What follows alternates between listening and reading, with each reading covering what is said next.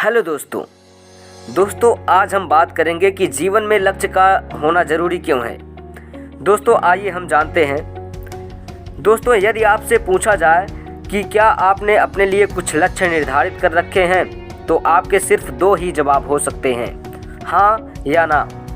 दोस्तों अगर जवाब हाँ है तो यह बहुत ही अच्छी बात है, क्योंकि ज़्यादातर लोग तो बिना किसी निश्चित लक्ष्य के ही ज़िंदगी बिताते जा रहे हैं और आप उनसे कहीं बेहतर स्थिति में हैं। पर यदि जवाब ना है तो ये थोड़ी चिंता का विषय है। दोस्तों थोड़ी इसलिए क्योंकि भले ही अभी आपका कोई लक्ष्य निर्धारित ना हो, पर जल्द ही सोच विचार करके आप अपने लिए एक लक्ष्य निर्धारित कर सकते हैं।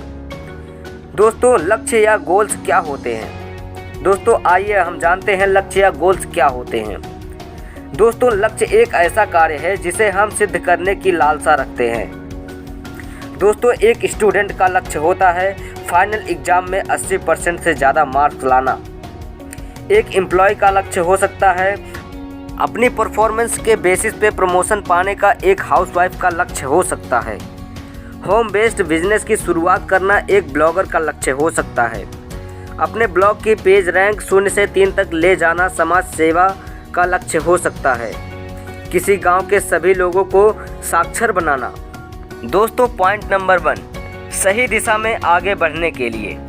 दोस्तों जब आप सुबह घर से निकलते हैं तो आपको पता होता है कि आपको जाना कहाँ है और आप वहाँ पहुँचते हैं। सोचिए अगर आपको यही ना पता हो कि आपको जाना कहाँ है तो भला आप क्या करेंगे।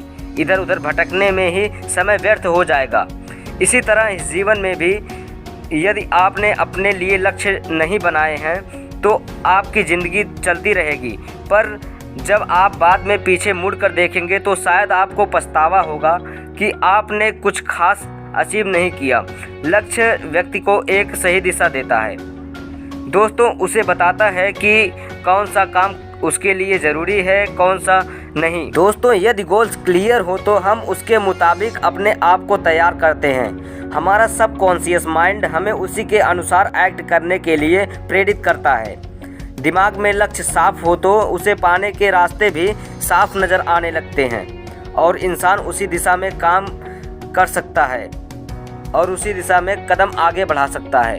दोस्तों पॉइंट नंबर 2, अपनी ऊर्जा का सही उपयोग करने के लिए। दोस्तों भगवान ने इंसान को सीमित ऊर्जा और सीमित समय दिया है, इसलिए ज़रूरी हो जाता है कि हम इसका उपयोग सही तरीके से करें।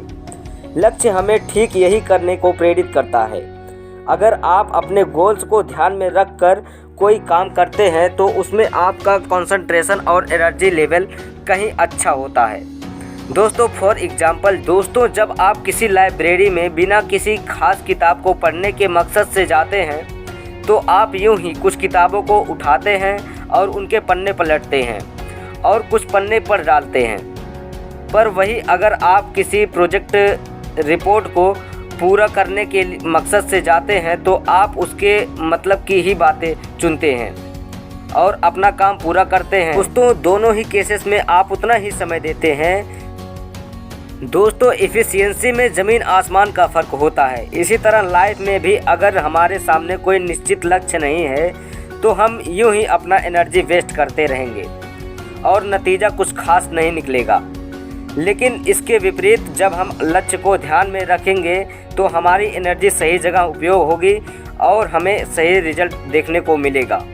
दोस्तों पॉइंट नंबर 3, सफल होने के लिए। दोस्तों जिससे पूछिए वही कहता है कि मैं एक सफल व्यक्ति बनना चाहता हूँ, पर अगर ये पूछिए कि क्या हो जाने पर वह खुद को सफल व्यक्ति मानेगा तो इसका उत्तर कम ही लोग पूरे विश्वास से दे पाएंगे।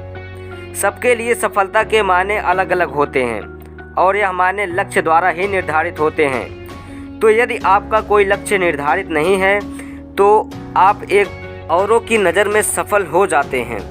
खुद की नज़र में आप ऐसे डिसाइड करेंगे कि आप सफल हैं या नहीं। इसके लिए आपको अपने द्वारा ही तय किए कुछ हुए लक्ष्य को देखना होगा। दोस्तों पॉइंट नंबर 4, अपने मन के विरोधाभास को दूर करने के लिए। दोस्तों हमारी लाइफ में कई अपॉर्चुनिटीज़ आती जाती रहती हैं। कोई चाह कर भी सभी अपॉर्चुनिटीज़ का फ़ायदा नहीं उठा सकता। हमें अवसरों को कभी हाँ तो कभी ना करना होता है। ऐसे में ऐसी परिस्थितियां आना स्वाभाविक हैं। जब हम डिसाइड नहीं कर पाते कि हमें क्या करना चाहिए, ऐसी सिचुएशन में आपका लक्ष्य आपको गाइड कर सकता है। फुटबॉल की तरह ज़िंदगी में भी आप तब तक आगे नहीं बढ़ सकते जब तक आपको अपने लक्ष्य का पता ना हो। मुझे बिल्कुल उपयुक्त लगता है। तो यदि आपको अभी तक अपने लिए कोई लक्ष्य निर्धारित नहीं किया है तो इस दिशा में सोचना शुरू कीजिए। दोस्तों, आई होप आपको ये वीडियो समझ में आया होगा। तो दोस्तों, अगली वीडियो में हम आपसे फिर मिलेंगे। तब तक के लिए जय हिंद।